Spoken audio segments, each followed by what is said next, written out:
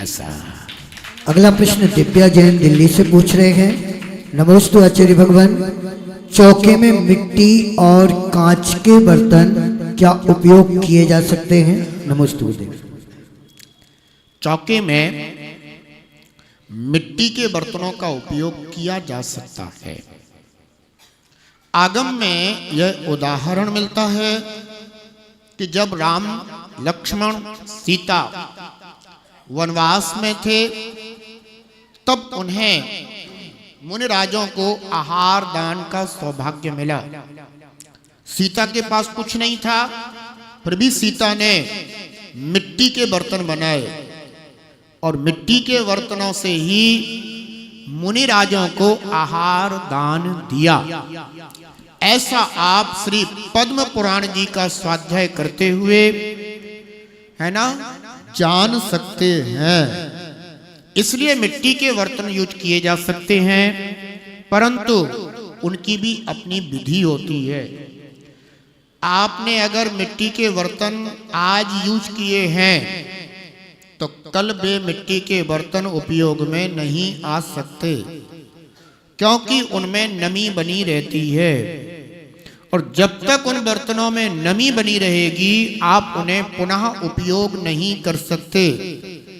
उन्हें आपको सूर्य के प्रकाश में सूखने के लिए रखना होगा। जब वे पूर्ण रूप से सूख जाएंगे फिर आप उन्हें धो करके पुनः उपयोग में ले सकते हैं।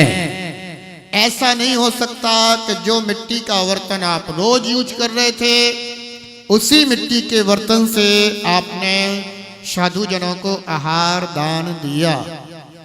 तो ये विवेक इसमें रखा जाता है।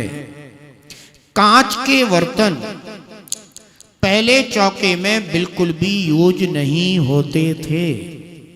उसके पीछे कारण था कि जो धातु के बर्तन होते हैं उन बर्तनों को पहले राख आदि से मांज करके शुद्ध किया जाता था।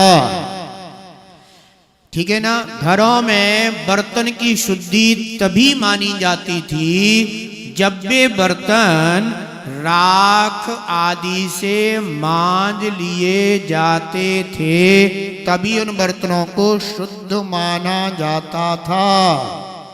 पानी से धोकर रखने को शुद्ध नहीं मानते थे। समय बदल गया है। आप लोग पहले की अपेक्षा अब और अधिक प्रमादी हो चुके हैं। अब प्रमादी भी हो गए हैं। दूसरी बात यह है कि अब उस तरह के संसाधन भी घरों में नहीं बचे हैं। पहले लकड़ी के जो चूल्हे होते थे उनमें लकड़ी का उपयोग होता था तो राख भी बच जाती थी। अब ना चूल्हे हैं ना लकड़ी है, अब तो क्या है, गैस और गैस चूल्हे। और आजकल तो सोलर सिस्टम भी आ गए हैं। तो अब तो वो भी नहीं करना आपको, बहुत सी चीजें वर्तमान में आ गई हैं। अब इस तरह के संसाधन ही नहीं बचे हैं। तो अब तो घर घर में हमें लगता है हर घर में अब तो बर्तन जो है बिम या और जो भी आता हो भैया, क्योंकि 27 साल हो गए हैं ये सब छोड़े हुए, अब तो नाम ही याद नहीं आते मुझे। तो आप लोग लेकिन जानते होंगे वर्तमान में जो जो भी इस तरह के साधन आते होंगे, क्योंकि बिम तक तो मैंने भी देखा है, उसके बाद का फिर मुझे पता नहीं है। तो अब उनका ही उपयोग होने लगा है।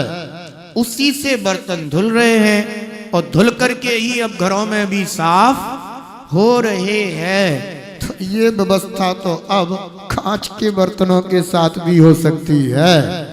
पहले चूंकि हर बर्तन को मांजा जाता था, पर कांच के बर्तन मांजे नहीं जा सकते थे, इसलिए वो यूज नहीं होते थे। पहले तो प्लास्टिक भी यूज नहीं होता था। चौके के अंदर अगर साधु जन प्लास्टिक की कोई वस्तु देख लेते थे तो निकल जाते थे। उस ग्रह में, उस चौके में आहार ग्रहण नहीं करते थे। हमारे गुरु महाराज ने तो ये एक बार अपना एक उदाहरण सुनाया, क्योंकि उनके गुरु महाराज ने यही सब बता रखा था कि बेटा अपने आज प्लास्टिक का उपयोग नहीं होता। तो गुरु महाराज ने एक बार सुनाया कि क्या हुआ कि हम लोगों के यहाँ को प्लास्टिक यूज नहीं होता था चौके में। तो फिर एक जगह चौके में गए आहार करने, तो सोचा कि क्या पता भैया इन्होंने जो कपड़े आदि पहन रखे हैं इनमें कहीं प्लास्टिक के बटन तो नहीं है। तो एक महिला से कह दिया कि तुम पहले ये दिखाओ कि प्लास्टिक के बटन तो नहीं है। बाद में फिर ये बात थोड़ी सी गुरुजी तक पहुंची। हम लोग बहुत छोटे छोटे थे, अब छोटी उम्र में तो आचार्य की दीक्षा हो गई थी, है ना। तो पूछ लिया, आचार्य के पास समाचार पहुंचा। तो फिर आचार्य ने कहा बेटा तुम्हारे लिए छूट है, आज के बाद तुम जो है ना अब इस तरह से कुछ भी मत पूछना। अब आजकल तो चौके में बिना प्लास्टिक की वस्तु के कोई काम ही नहीं होता है। फाइबर की न जाने कितनी चीजें आती, मिक्सी आती, हर चीज यूज होती है अब तो। इसलिए अब ये क्या होते हैं, ये चरणान योग के परिवर्तन हैं। क्योंकि चरणान योग के विषय में कहा गया कि आचार्य गण काल के अनुसार विचार करें। अब चूंकि इस तरह की व्यवस्थाएं समय के परिवर्तन हैं, और समय के परिवर्तन के साथ कुछ चीजों का परिवर्तन करना मजबूरी भी हो जाता है, क्योंकि वो चीज ही सामने उपलब्ध नहीं है। तो फिर उसको परिवर्तन करने का अधिकार आचार्य भगवंतों का है, ठीक है ना। इसलिए फिर इस तरह की भी चीजें अब तो यूज हो रही हैं। बस यही है कि साधु जनों को प्रायश्चित दिए जाते हैं, ये ध्यान रखिएगा। साधु जनों को प्रायश्चित दिए जाते हैं, क्योंकि अब जिस सब काल के अनुसार अगर कोई दोष लगते हैं तो बस उसका हम लोगों के पास अगर कोई समाधान है तो वो है प्रायश्चित। वही समाधान फिर किया जाता है। अब आजकल क्या हो गया देखो, एक और जब बात निकली है तो बता ही दूं। आजकल क्या होता है, जैसे कुएं का पानी, कुएं का पानी, कुएं का पानी, कई बार इस तरह की चर्चाएं भी हो जाती हैं।